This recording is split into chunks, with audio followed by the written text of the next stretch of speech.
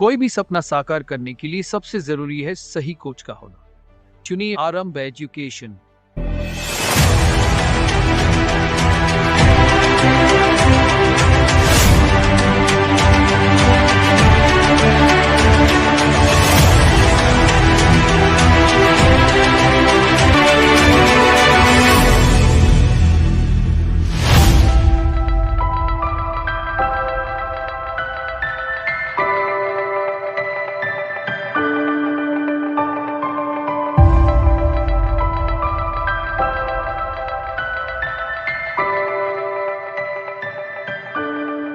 नमस्कार दोस्तों, welcome to आरंभ एजुकेशन एम्पावरिंग एस्पिरेंट्स। देखिए, आप सबको पता है कि 19 सितंबर 2022 को हाई कोर्ट का छत्तीसगढ़ हाई कोर्ट का एक जो आदेश आया उसके आधार पर 58% आरक्षण को यहाँ पर छत्तीसगढ़ में रद्द कर दिया गया। जिसके बाद जितने भी स्टूडेंट्स हैं उनमें कई सारी झूठी अफवाहें फैली हुई हैं कि आरक्षण जो है, अब कुछ लोग ऐसा सोच रहे हैं कि आरक्षण पूरी तरीके से समाप्त हो गया है, अब आरक्षण है ही नहीं। कुछ लोग ऐसा सोच रहे हैं कि अब सुप्रीम कोर्ट में ये केस गया हुआ है तो सुप्रीम कोर्ट में जितना टाइम लगेगा उतने टाइम के बाद वैकेंसी आएगा, अभी वैकेंसी आएगा ही नहीं। कुछ लोगों को इस संशय में है कि वैकेंसी आएगा या नहीं आएगा। तो जो लोग एसआई भर्ती का अभी जो एग्ज़ाम है वो भी रद्द हो गया है, तो वो लोग भी संशय में है कि हमको तैयारी करना चाहिए या नहीं करना चाहिए। पीएससी वालों की भी अभी जो 26 नवंबर को जो नोटिफिकेशन आने वाला था वो नहीं आने वाला है अब, तो उसमें भी स्टूडेंट्स को दिक्कत है। तो बहुत से स्टूडेंट्स जो है वो लगातार मुझसे मैसेज के माध्यम से कांटेक्ट कर रहे थे, फ़ोन कॉल के माध्यम से भी कांटेक्ट करना चाह रहे थे कि इस तरीके से किस तरीके से उसमें तैयारी किया जाए और किस तरीके से इसको मोटिवेट रह के तैयारी किया जाए इसमें, और इसमें क्या क्या चल रहा है, ये सारी चीज़ों के बारे में पूछ रहे थे। तो इसको मैसेज में बताना या फिर फ़ोन कॉल में शॉर्ट में समझाना संभव नहीं हो पाया और बहुत सारे लोग की ये क्वेरी थी। तो इसके लिए मैंने ये सोचा कि एक वीडियो आप लोगों के डेडिकेटेड बनाना चाहिए और हमारी रिस्पॉन्सिबिलिटी आप लोग को एक्सप्लेन करना, जो तथ्यों की प्रमाणित तथ्यों को जो है, जो चीज़ें घटनाएं घट रही हैं, अगर वो हमारे फील्ड से रिलेटेड है तो उसको प्रामाणिकता के साथ आप सबके सामने रखना भी हमारी रिस्पॉन्सिबिलिटी है। तो उसी के कारण मैं ये वीडियो लेके आया हूँ जिसमें आप लोगों को क्लियरली और ऑथेंटिक सोर्स के थ्रू मैं बता सकूँ कि एक्चुअल में ये है क्या आरक्षण, इसका विवाद कैसे चालू हुआ, क्यों चालू हुआ, पहले आरक्षण कितना मिलता था 2012 के पहले, 2012 से 19 तक कितना मिला और आगे क्या होने की संभावना है, उसके साथ साथ आपके वैकेंसीज पर इसका क्या प्रभाव पड़ेगा, ये भी मैं आपको आज की वीडियो में बताऊंगा। ठीक है, तो वीडियो आप लोग अच्छे से देखिएगा। अगर आप लोग को वीडियो अच्छा लगेगा तो वीडियो को लाइक कर दीजिएगा, एक चैनल को सब्सक्राइब कर दीजिएगा और कमेंट सेक्शन मुझे कमेंट करके जरूर बताइएगा कि आपको वीडियो कैसा लगा। बाकी आप लोगों को चैनल पे कॉन्स्टिट्यूशन के वीडियो डले हुए हैं, छत्तीसगढ़ के वीडियो डले हुए हैं, जितना भी है वो वीडियो आप लोग जाके देख सकते हैं। हमारे जो ऐप है CGPSC नॉलेज ऐप, उसको आप डाउनलोड कर सकते हैं अगर आप लोग को कोर्स परचेस करना है PSC व्यापम का तो। और दूसरी चीज़, PSC की भी टेस्ट सीरीज़ चल रही है हमारी और व्यापम की भी टेस्ट सीरीज़ चल रही है। आप सभी जानते हैं कि ऐप पे हमारी क्लासेस चल रही हैं और CGPSC का भी टेस्ट सीरीज़ चल रहा है, SI भर्ती का भी टेस्ट सीरीज़ चल रहा है। तो वो सारी चीज़ें आप लोग ज्वाइन कर सकते हैं। व्यापम की बैचेस है, PSC की बैचेस सारी चल रही है। ठीक है, तो आज का वीडियो हम लोग स्टार्ट करते हैं। देखिए, ये एक्चुअल में स्टार्ट हुआ 2005 से। 2005 में क्या हुआ कि केंद्र सरकार ने छत्तीसगढ़ सरकार को ये आदेश दिया कि आप जनसंख्या के आधार पर आरक्षण को अपने स्टेट में लागू करिए करके। तो जनसंख्या के आधार पर 2005 में आरक्षण लागू करने के लिए केंद्र सरकार ने कहा, लेकिन राज्य सरकार ने, उस समय रमन सिंह जी की सरकार थी और उन्होंने रोक कर रखा इसको, आरक्षण जनसंख्या के आधार पर लागू नहीं किया। 2005 से लगभग 2011 तक ये आरक्षण रोस्टर जारी नहीं किया छत्तीसगढ़ सरकार ने। ठीक 2011 में जब आदिवासी समुदाय के लोगों ने स्ट्राइक किया, आदिवासी समुदाय के लोगों ने आवाज़ उठाया, आंदोलन किया, उसके बाद 2012 में रमन सिंह की सरकार ने 58% आरक्षण कर दिया, जो कि लगभग आप एक कह सकते हैं कि आबादी के आधार पर आरक्षण उन्होंने दिया था। तो उस 58% आरक्षण उसको कर दिया छत्तीसगढ़ सरकार ने। अब वो मैं बताऊंगा कि किस तरीके से क्या क्या हुआ। ये जो आरक्षण 58% किया, उसके बाद एक सामान्य वर्ग का तबका जो है वो नाराज हो गया। 2012 से लेकर 14 तक इसमें स्टे लगा हुआ था, 2014 में स्टे हट गया और उसके बाद से फिर क्या हुआ, ये हाई कोर्ट पे केस चल रहा था 2012 से लेके, क्या है, हाई कोर्ट पे केस जो था वो चल रहा था कि 58% आरक्षण जो है असंवैधानिक है, क्योंकि आरक्षण जो है वो 50% से ज़्यादा नहीं हो सकता है। तो मैं आपको बताऊंगा। तो 2012 से लेके केस चल रहा है। अभी जो है उसके बाद 19 सितंबर 2022 को अरूप कुमार गोस्वामी जो हैं वो छत्तीसगढ़ के 14वें मुख्य न्यायाधीश हैं, 14वें मुख्य न्यायाधीश छत्तीसगढ़ हाईकोर्ट के, सवाल पूछता है, इसको ध्यान रखना, छत्तीसगढ़ हाईकोर्ट के 14वें मुख्य न्यायाधीश अरूप कुमार गोस्वामी हैं, अभी अभी बने हुए हैं। तो अरूप कुमार गोस्वामी और पीपी सिंह, तो पीपी साहू, तो इन्होंने जो पीपी साहू जो है वो न्यायाधीश हैं यहाँ छत्तीसगढ़ हाईकोर्ट में, तो इन्होंने ये निर्णय दिया कि 19 सितंबर 2022 को एक वर्डिक्ट दिया कि 58% आरक्षण को असंवैधानिक घोषित कर दिया। इन्होंने बताया कि 50% से ऊपर आरक्षण नहीं हो सकता है। तो 50% से ऊपर आरक्षण इन्होंने किस चीज को आधार लिया, तो 1993 में, इसको याद रखना, इसको पूछता है, 1993 में इंदिरा साहनी बनाम भारत संघ विवाद हुआ। इंदिरा साहनी बनाम भारत संघ विवाद कब हुआ, 1993 में। तो इंदिरा साहनी ने पूछा सुप्रीम कोर्ट से कि आरक्षण कब तक लागू रहेगा, और दूसरा कि सरकारें अपना वोट बैंक के लिए आरक्षण धीरे धीरे बढ़ाती जा रही हैं, तो मैक्सिमम आरक्षण कितना बढ़ा सकती हैं, क्या 70% तक ले जा सकती हैं, क्या 80% तक ले जा सकती हैं, मैक्सिमम आरक्षण कितना हो सकता है। तो सुप्रीम कोर्ट ने उस विवाद में अपना जो पक्ष रखते हुए कहा कि जो आरक्षण है वो कभी भी 50% से ऊपर नहीं जाएगा। तो इंदिरा साहनी बनाम केरल राज्य विवाद जो 1993 में हुआ था, उसमें सुप्रीम कोर्ट ने बोला था कि आरक्षण कभी भी 50% से ऊपर नहीं हो सकता। तो उसी के बिना पर यहाँ पर अरूप कुमार गोस्वामी जी ने कहा कि इंदिरा साहनी बनाम, और जो सुप्रीम कोर्ट जो होता है वो एक अभिलेख न्यायालय है, मतलब उसके जो डिसीजन है ना, उसके जो निर्णय हैं वो साक्ष्य के रूप में रखे जाते हैं और वो अन्य हाई कोर्ट के द्वारा प्रस्तुत किए जा सकते हैं। तो उसी के हाई कोर्ट को आधार मानकर अरूप कुमार गोस्वामी जी ने कहा कि भाई इंदिरा साहनी बनाम केरल राज्य के विवाद के आधार पर सुप्रीम कोर्ट के निर्णय के आधार पर 50% से ऊपर आरक्षण छत्तीसगढ़ में नहीं हो सकता। और यहाँ का आरक्षण जो है वो एक लोक सेवा अधिनियम बना हुआ है, यहाँ लोक सेवा अधिनियम, इसी लोक सेवा अधिनियम के तहत यहाँ आरक्षण रोस्टर जारी होता है। इस अधिनियम को ही रद्द कर दिया यहाँ छत्तीसगढ़ के हाई कोर्ट ने इस लोक सेवा अधिनियम को रद्द कर दिया। अब इसी के आधार पर छत्तीसगढ़ में आरक्षण चलता है। तो सीधा सीधा बात है, कुछ लोग अभी बोल रहे हैं कि आरक्षण पूरी तरीके से रद्द हो गया है करके। देखिए ऐसा नहीं है, लोक सेवा अधिनियम जरूर रद्द हुआ है, लेकिन इसके आने के बाद फिर से आरक्षण रद्द नहीं होगा, पूरा आरक्षण रद्द नहीं होगा। सुप्रीम कोर्ट ने सिर्फ ये, हाई कोर्ट ने सिर्फ ये कहा है कि 58% आरक्षण को असंवैधानिक घोषित किया है। ठीक, वो तो बोल रहे हैं 50% अगर आप लाना चाहते हैं तो 50% तक कर सकते हैं करके। और मैं आपको एक चीज बता रहा हूं कि अभी अभी कल एक निर्णय आया है छत्तीसगढ़ सरकार का, बहुत विरोधों के बाद, कि छत्तीसगढ़ सरकार ने आयोग को कहा है, व्यापम और पीएससी को, कि आप 50% के आधार पर जो है 50% आरक्षण के आधार पर आप जो है वो नोटिफिकेशन जारी कर दीजिए, ये गवर्नमेंट ने कहा है। लेकिन इसमें भी दिक्कत है, 50% आरक्षण के आधार पर अगर आयोग नोटिफिकेशन जारी कर देगा तो बाद में अगर सुप्रीम कोर्ट का निर्णय आया या किसी तरीके से अध्यादेश लाकर इस आरक्षण को 55% या 56% या 58% ये आरक्षण हो गया, तो फिर क्या होगा, ये 50% पे नोटिफिकेशन जारी हो जाएगा। इसके बाद सीधा सीधा मतलब मान के चलिए आपकी ये फिर से हाई कोर्ट में जाएगा और स्टे लगेगा। आप सिर्फ एग्जाम देंगे और एग्जाम का जो वैकेंसी जो रिजल्ट है उसको आने से पहले ही स्टे लग जाएगा, या रिजल्ट आने के बाद भी स्टे लग सकता है, कई सारे पेपर में लगा हुआ है। तो इसका कोई फायदा ज़्यादा है नहीं, केवल इतना है कि आपको एक बेवकूफ़ बनाकर पेपर देने के लिए दे दिया जाएगा। पेपर देने के बाद तो फिर से स्टे लगना है, फिर से दिक्कत आना है उसमें, उसका कोई मतलब ज़्यादा है नहीं। तो अभी भी जो है आयोग और मैंने व्यापम और पीएससी दोनों संशय में है कि किस तरीके से हम लोग को इसमें निकालना है करके।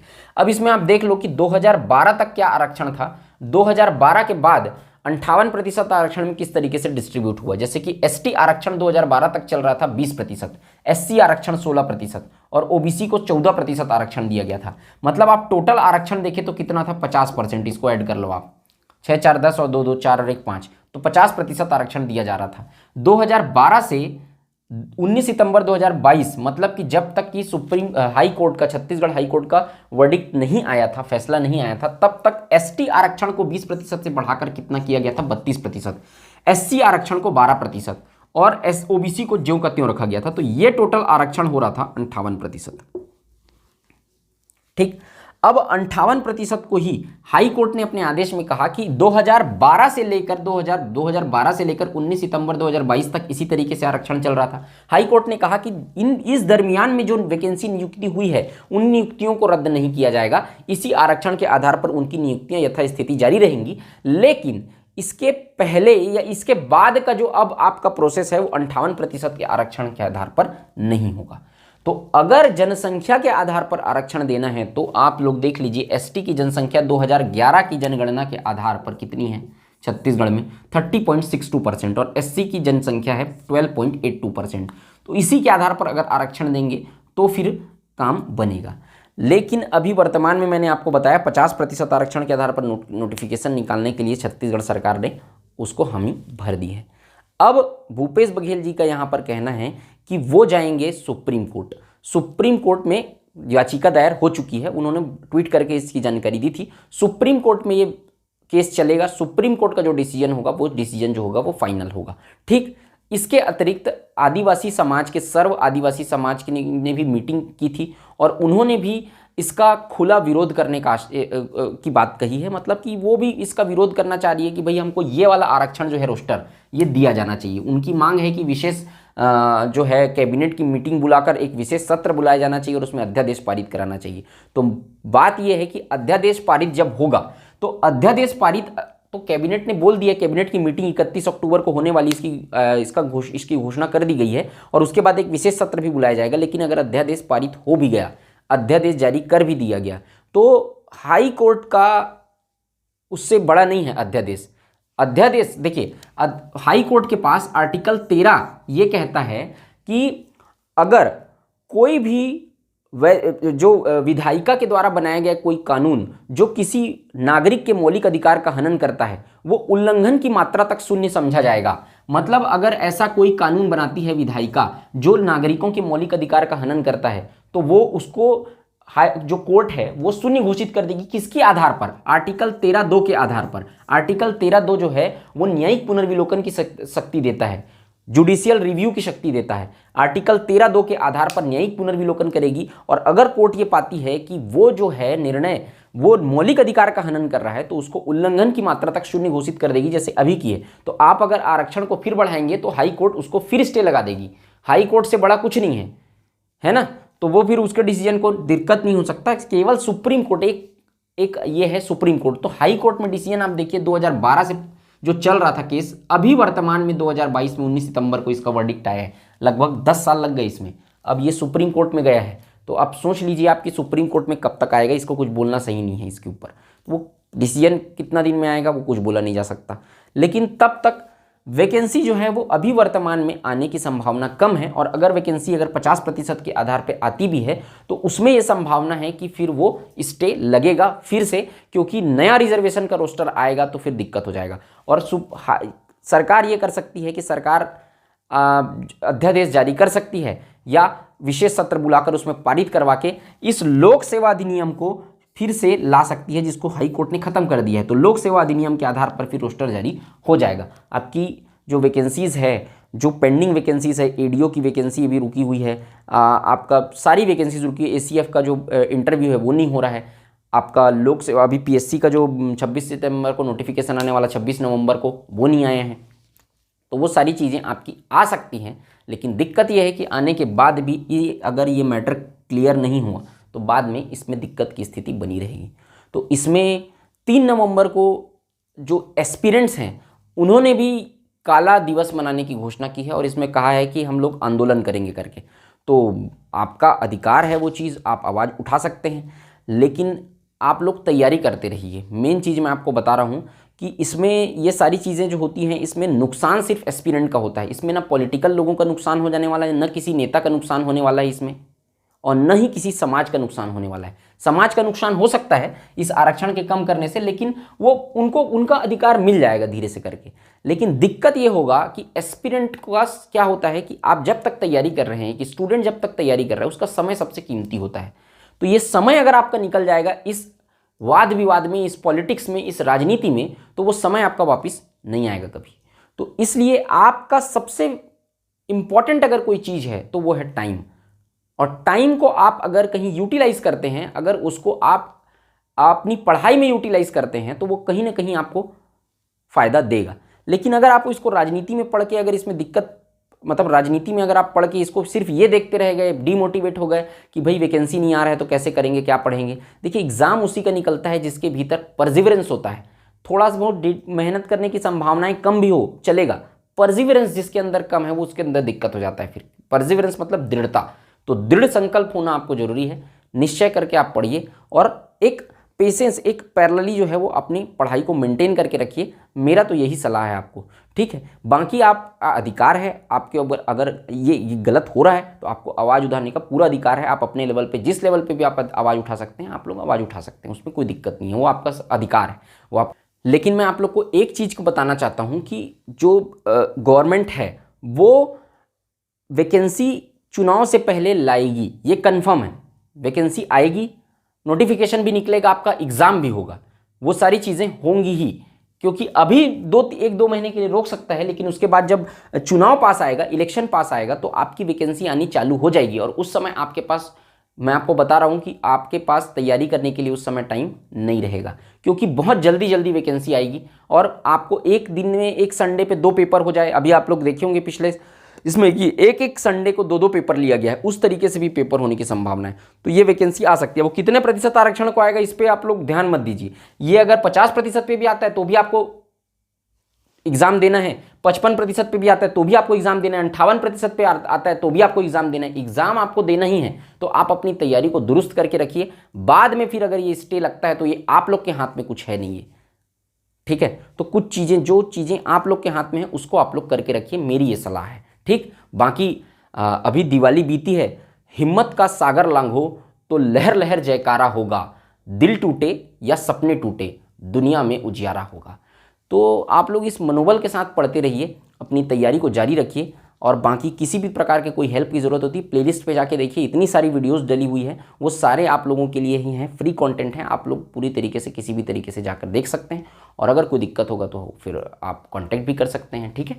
तो और एक बात मैं आपसे और कहना चाहता हूँ कि आप अगर पढ़े लिखे हैं तो आपको कोई भी चीज़ को सुनी सुनाई बातों पे ध्यान नहीं देना है, आपको खुद से जाके रिसर्च करना है। आपके पास पर्याप्त सोर्स उपलब्ध हैं किसी भी चीज़ की प्रामाणिकता को देखने के लिए। आप ट्विटर हैंडल फॉलो करिए, ऑफिशियल ट्विटर हैंडल जो सीएम का ट्विटर हैंडल है उनको फॉलो करिए, जो ऑफिशियल वेबसाइट है उनको फॉलो करिए, जो न्यूज़पेपर हैं उनको देखिए कि भाई किस तरीके से न्यूज़ जो है वो छप रही है। तुरंत जो है वो रिएक्ट मत किया करो, जब तक कि आप रिसर्च नहीं कर लेते उसके ऊपर, जब तक कि आप देख नहीं लेते, 2-3 सोर्स से आप उसको क्रॉस चेक नहीं कर देते किसी भी इंफॉर्मेशन को, पैनिक करके कोई निर्णय या कोई डिसीजन नहीं लेना है। जैसे कि 26 नवंबर को नोटिफिकेशन, कोई व्हाट्सएप में वायरल कर दिया कि 26 नवंबर को नोटिफिकेशन नहीं आएगा करके, अगर आप उसको सही मान लिए तो फिर आपको क्या करेंगे, आप 2 दिन आपका टाइम वेस्ट हो जाएगा। वो टाइम वेस्ट ही कराने के लिए वो पोस्ट किया था, एक एग्जाम्पल बता रहा हूं आपको। तो कोई भी अफवाह फैलती है उसको बिना क्रॉस चेक किए आपको नहीं मानना है, नहीं तो आप इतने पढ़े लिखे हैं और जो पढ़ा लिखा नहीं है उसमें अंतर क्या रह जाएगा। तो आपको उस चीज़ को, नागरिक बनना सबसे बड़ी जिम्मेदारी है आज के डेट पे, नागरिक बनना। तो आपके नागरिक होने का कर्तव्य ये है कि आप किसी भी चीज़ को क्रॉस चेक किए बिना नहीं मानेंगे। तो आप उसको देखिए, रिसर्च करिए उसके ऊपर, 2-3 जगह से देखिए, आपको जो भी आपका source of authentic source follow करिए। किसी भी आंकड़े हों, कुछ भी चीज़ हो या कोई भी इंफॉर्मेशन हो, उसको बिना क्रॉस चेक किए उस पर भरोसा नहीं करना है। आपको वीडियो में कुछ इन्फॉर्मेटिव लगा हो तो वीडियो को लाइक कर दीजिएगा, चैनल को सब्सक्राइब कर दीजिएगा और कमेंट कर दीजिएगा कि वीडियो कैसा लगा। मिलते हैं किसी नेक्स्ट वीडियो में, तब तक के लिए जय हिंद, वंदे मातरम।